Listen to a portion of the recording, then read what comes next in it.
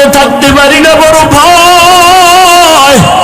এরে যুবক, একটু মাথাটা নত করে চিন্তা কর, ওই অন্ধকার কবরে যখন রেখে আসবে কেমনে একা থাকবি?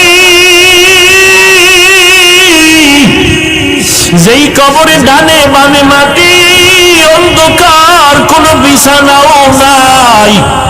ওরে নবীর কথা মিথ্যা মনে করিস না রে যুবক, আল্লাহর কোরআনটাকে মিথ্যা মনে করিও না রে বাবা। লক্ষ লক্ষ নবীরা মিথ্যা কথা বলেন নাই, লক্ষ লক্ষ সাহাবায়ে কেরাম মিথ্যা বলতে পারেন না, কোটি কোটি ওলামায়ে কেরামরা মিথ্যা মনে বলতে পারেন না। ও যুবকেরা, আমাদের তো কোনো আমলই নাই। যাদের আমল ভালো, তাকওয়া ভালো, সাহাবায়ে কেরাম এত বেশি আমল করিয়াও কেন তারা জীবনভর কান্না করলেন কবরের ভয়ে? সেই হিসাবে তো তোমার আমার কান্না কইরা চিৎকার দিয়া মইরা যাওয়ার কথা, অথচ কপাল খারাপ, একবারও বাবার জন্য এক ফোঁটা চোখে পানি আসলো না রে যুবক। মায়ের বিরহে এক ফোঁটা কান্না আসলো না। এত পাষাণ হৃদয় কেন হইলা রে বাবা? এখনো পারলে দুইটা চোখ বন্ধ করে আমার মাওলারে অন্তর দিয়া ডাকো, আর মনে মনে বলো, হে মালিক, এই ময়দানে আমার মতো গুনাহগার কেউ নাই রে আল্লাহ।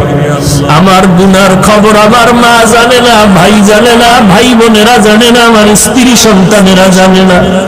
আমার অন্যায়ের খবর যদি আজকে সিংগাইরের মানুষ জানতো, আমারে বয়ানে একবারও বসার সুযোগ দিত না। ও দয়ার মালিক, আপনি জানেন আমি বড় কত অপরাধী। আপনি আমার অপরাধের কথা জানিয়াও পানি বন্ধ করেন নাই, বাতাস বন্ধ করেন নাই, সূর্যের আলো চাঁদের আলো বন্ধ করেন নাই, খানাও বন্ধ করেন নাই রে আল্লাহ। আজকে বুঝতে পেরেছি আমার একদিন মরণ হবে, কবরে যাওয়া লাগবে। নবী বলেন, ওই কবরে কে ধনী, কে গরিব, কে মাওলানা, কে মুফতি, কে পীর সাহেব, কোনো ভেদাভেদ নাই। সবার জন্য তিনটা প্রশ্ন কবরে রেডি হয়ে যাবে। আমাকেও যেমন তিনটা প্রশ্ন করবে, আপনাদেরও তিনটা করবে। রবের পরিচয় দাও, ধর্মের পরিচয় দাও, রাহমাতুল লিল আলামিনের পরিচয় দাও। নবীজি বলেন, কারা জবাব দিতে পারবে? দুনিয়াতে যারা রবের গোলামি করে যাবে তারা কবরে গিয়া জবাব দিবে, রব্বি আল্লাহ, আমার রব একমাত্র আমার আল্লাহ। দুনিয়াতে যারা ইসলাম মেনে চলবে তারা কবরে গিয়া জবাব দিবে, দীনিয়াল ইসলাম, আমার ধর্মের নাম ইসলাম।